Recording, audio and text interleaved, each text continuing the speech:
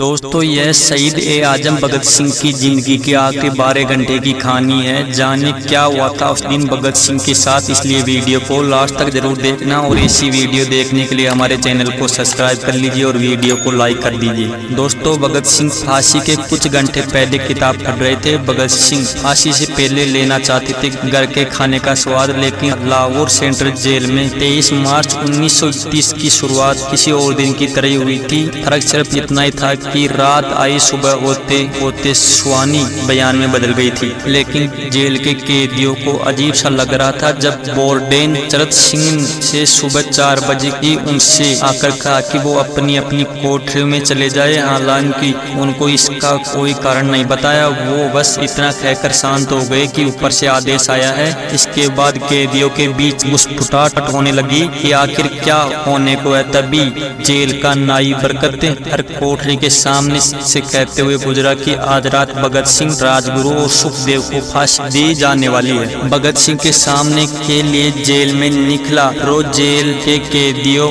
ने बरकत से गुहार लगाई कि वो फांसी के बाद भगत सिंह की कोई भी चीज उनके लिए ला दे, ताकि वो अपने आने वाली पीढ़ी को बता सके कि कभी वो भगत सिंह के साथ जेल में बंद थे। बरकत भगत सिंह की कोठरी में गया और वहाँ से उनका पेन और कंघी ले आया। सारे कैदियों में उस पर अधिकार जताने की होड़ सी लग गई। आखिर में इसके लिए ड्रॉ निकाला गया। अब सभी कैदी चुप हो गए थे। उनकी निगाह उनकी कोठरी के सामने से जाने वाले रास्ते पर लगी थी। भगत सिंह और उनके साथी फांसी के तख्ते पर लटकने के लिए उसी रास्ते से जाने वाले थे। एक बार पहले जब भगत सिंह उसी रास्ते से ले जाए जा रहे थे तो पंजाब कांग्रेस के नेता भीमसेन सच्चर ने उनसे ऊंची आवाज कर पूछा, आप और आपके साथियों ने लाहौर कॉन्स्पिरेसी केस में अपना बचाव क्यों नहीं किया?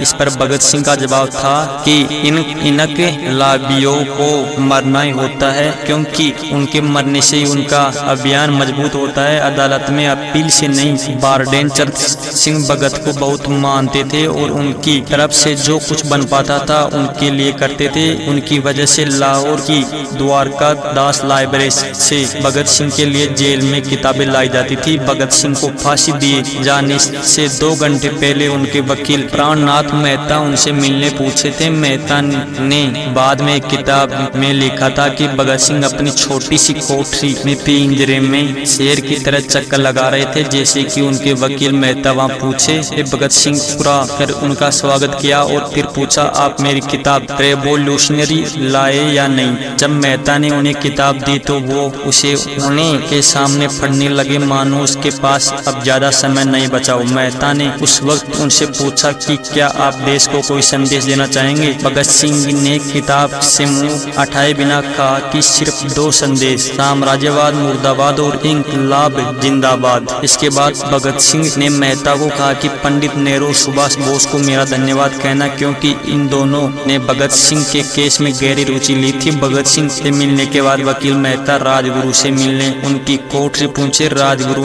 के अंतिम शब्द थे कि हम लोग जल्दी मिलेंगे। सुखदेव ने भी मेहता को याद दिलाया कि वो उनकी मौत के बाद जेलर से वो कैरम बोर्ड ले जो उन्होंने कुछ महीने पहले दिया था। मेहता ने जाने के तुरंत बाद जेलर ने तीनों कैदियों को बता दिया कि उन्हें वक्त से 12 घंटे पहले ही फांसी दी जा रही है। अगली सुबह 6 बजे के बजाय उन्हें उसी शाम फांसी के तख्ते पर लटका दिया जाएगा। भगत सिंह अभी तक उस किताब के कुछ पन्ने पढ़ पाए थे जो वकील मेहता उनके लिए लेकर आए थे।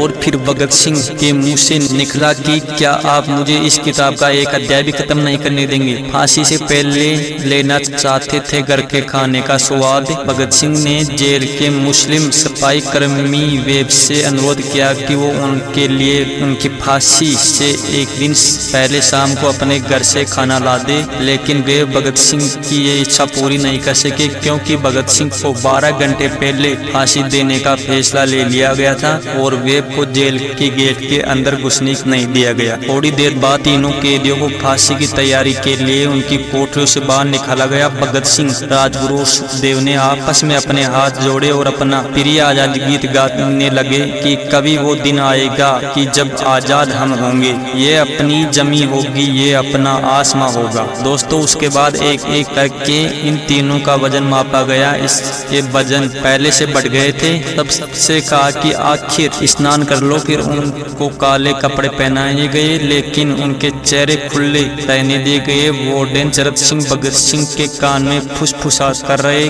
थे कि वाहे गुरु को याद करो। जिस पर भगत सिंह ने कहा कि पूरी जिंदगी मैंने ईश्वर की कभी पूजा नहीं की, यहाँ तक कि कई बार गरीबों के कलेश के लिए ईश्वर को कोसा भी है। अगर अब मैं उससे माफी मांगूंगा तो वह कहेगा कि इसे बड़ा डरपोक कोई नहीं है, इसका अंत नजदीक आ रहा है, इसलिए ये माफी मांगने आए। दोस्तों, जैसे ही जेल की घड़ी ने 6 बजाए, तभी अचानक से इंकलाब जिंदाबाद और हिंदुस्तान आजाद के नारे सुनाई देने लगे। फांसी का तख्ता पुराना था, लेकिन फांसी देने वाला काफी तंदुरुस्त था। फांसी देने के लिए मस्जिद जल्लाद और लाहौर के पास सादरा से बुलाया गया था। भगत सिंह दोनों के बीच में खड़े थे और वे अपनी मां को दिया हुआ वचन पूरा करना चाहते थे कि वे फांसी के तख्ते पर इंकलाब जिंदाबाद का नारा लगाएगा। और अब तीनों क्रांतिकारियों के गले में फांसी की रस्सी डाल दी गई, उनके हाथ पैर बांध दिए गए। तभी जल्लाद ने पूछा कि सबसे पहले कौन जाएगा,